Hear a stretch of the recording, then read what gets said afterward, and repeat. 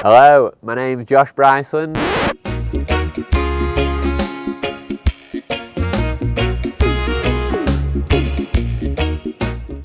Last year I got a Cake e-motorbike on rental for a few months, and when it came it had Formula brakes on it, and I was absolutely blown away by the performance of them. They had such a nice lever feel, and yeah, they were amazing. So I got in touch with the guys at Formula and it went from there really. We got a bit of a rush on and we managed to get a bike built for Hardline last year with dual crowns and everything, with the new mod coil shock, and that has led us down a route of creating a custom fork tune which you guys can enjoy.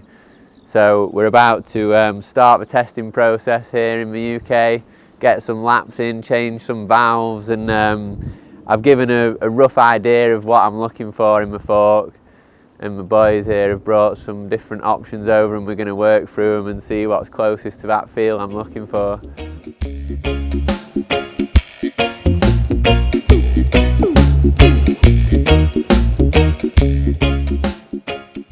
Brew boy. I'm just brew boy today, learning the trade.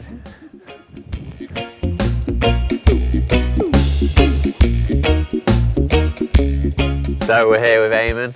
He is our on-site technical delegate and he's going to talk us through a little bit about the setup we're going for today. Okay, let's talk about the fork a little bit at first. So this might look like a standard salver, but obviously it's not. So in this side we have the new positive air chamber, which gives you a bigger volume to play more with, the spacers to ramp the fork as you want. So we have a much wider window, if you like. More room for the Neopos. Exactly, for the Neopos. Then on this side we have the CTS system, which obviously we're going to play with today. We're doing a custom one for this special edition fork for you. So we will start with the base setting. We've already gone and changed from the normal standard gold to the green CTS, so we're going to start there. Formula's compression tuning system, or CTS, are easily changeable valves that increase or decrease the hydraulic flow within the fork. This allows you to alter the suspension's characteristics and dial in your ride.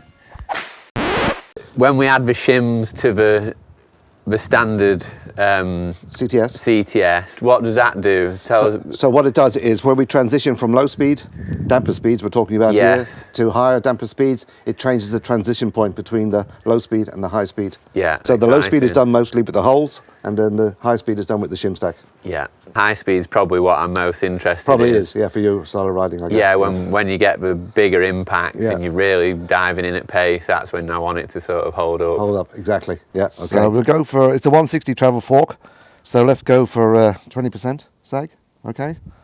So 30 millimeter, okay. Okay, so now we need to set the rebound for where you like the feel of the rebound. Yeah. So in the middle, it's right now, everything's set in the middle right now. Is it? Compression Okay. and rebound.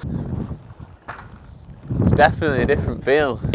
I can feel it ramping. You can feel already. it, right. So what we have to do now is really equalise the hydraulic with the air spring, right? So we have a good compromise between the two, because the hydraulic will be kinder to your hands than a harder air spring. Okay, so you're happy to start with those settings? So I'll make a note. Yeah, okay, I'll make a note. So that's good. We're right in the middle. Yeah.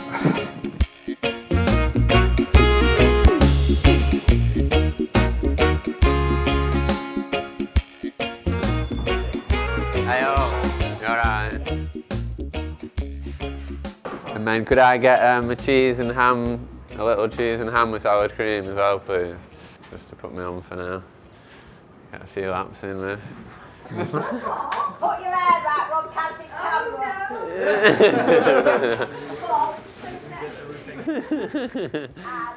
Good to see you. Thank you. Cheers.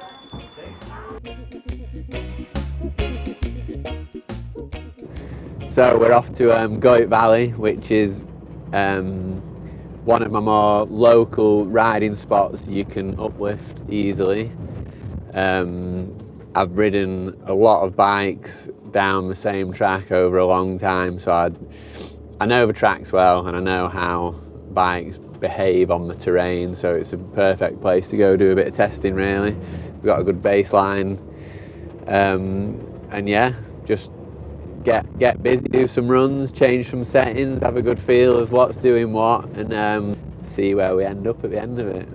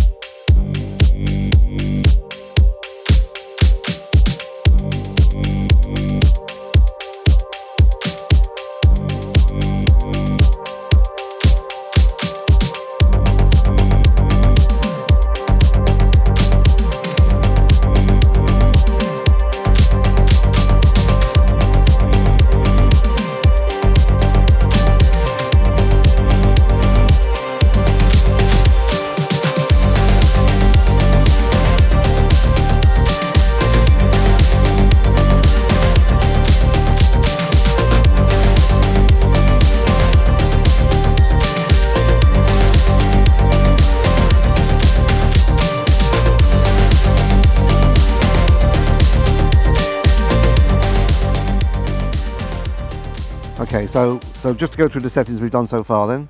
So we started off with the green CTS, Yeah. right, with the For Neopus in the air chamber, and then what we did was and that was just holding me up so much. It was like I like the ramp toward the end of the stroke, and the ramp was coming in a lot earlier. So I was just getting help. I was maybe using 70% of my travel. Wasn't I? Yeah, exactly. Yeah, we were getting to about 150 sort of thing, 148. Yeah. Then we actually changed to the red CTS. Yeah. And we removed one of the Neopus. Yeah. From the damping, and then actually the travel was coming. You were getting to 158, so you were getting to near the full travel. Yeah. Then we actually decided to take out the other Neopus, so you're actually running now just on 2 Neopus. Yeah. And the red plus, the custom tuned damper. Yeah. And every step we've made, it's just moved in the right direction. That's the biggest thing I've noticed. It's not just the feeling of a bike working in harmony, it's what that actually allows you to do. Right. Like I'm able to just pick the line I want, stick to it. I wasn't like, my weight wasn't too far back, too far forward. I was just sat dead level and just going where I wanted. Okay. So let's do another one like this.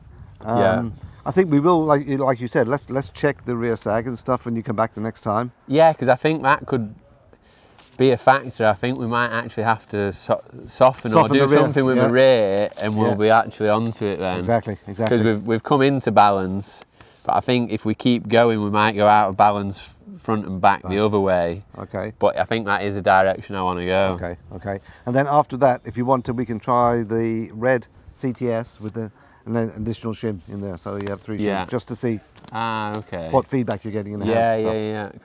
Cool. And what should we do with this shock then?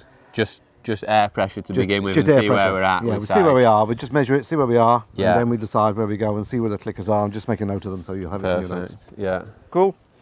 Nice. Dials.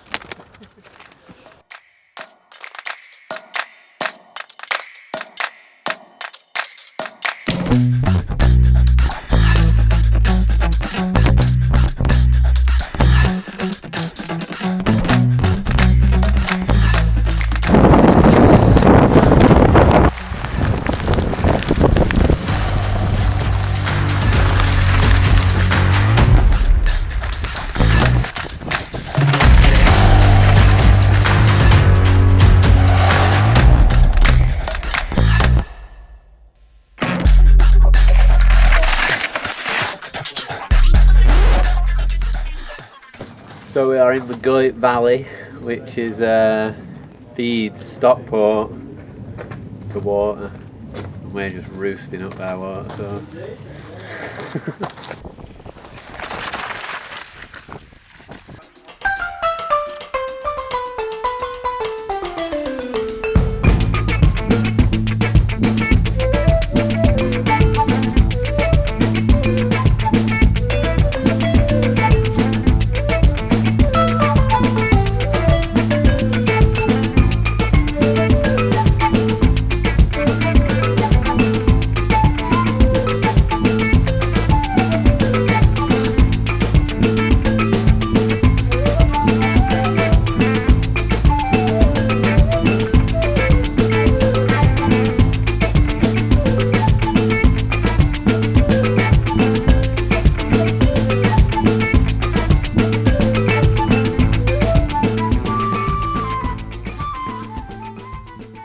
Okay, Josh, so last run we had the Red Plus CTS, 1 Neopus, and the 70 PSI.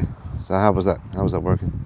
Really good. I think we found the sweet spot. I mean, with that new CTS Plus, we're able to go down in pressure, Exactly. which just gives me even more sensitivity in the bottom end, and yet we're still getting the ramp up, and we're not hitting the bottom of the travel super hard anywhere in the run. So Yeah. it's delivering everything I need in like a. I wasn't expecting to come down in PSI at all. Usually you end up going up. Up, exactly. So we're letting the hydraulic work better to keep the bike where you want it to be. Yeah. And then by closing the compression, we're able to get you in the happy spot, right, in the travel. Yeah. Cool, okay. Yeah, letting the hydraulic do the work. So it looks like that'll be the final setting then for your Yeah, the bike limited felt edition fork. unbelievably balanced and just tracking amazing. Front end traction was right there. And yeah, able to put it where I wanted it. So that's what we're looking for. Cool, well done. Yeah, thank you, mate. You're welcome.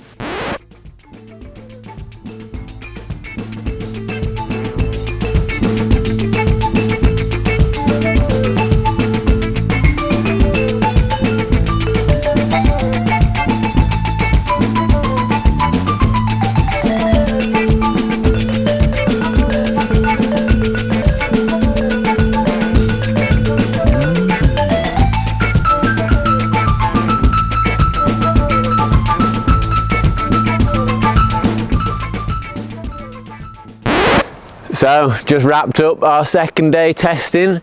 It's been a really fun process working our way through the CTS valves and trying to find the characteristics which suit my riding. What I was looking for was a lot of small bump sensitivity with a very progressive ramp up from like the mid stroke to bottom out. This way I'm able to keep my traction on slippery roots and rocks and off cambers, but then when I get excited and pull off something, I'm not finding the bottom of a fork very easily.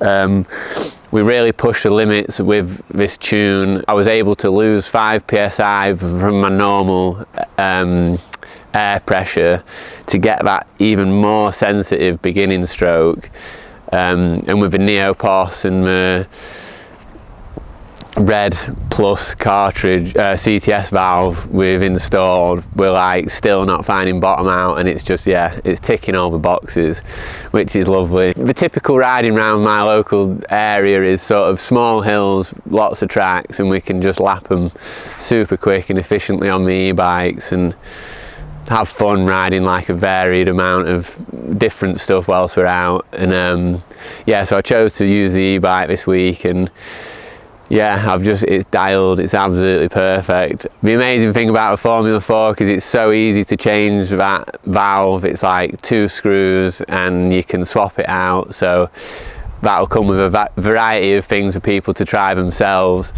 But obviously the one I've chosen will be installed and ready for your enjoyment. Dials.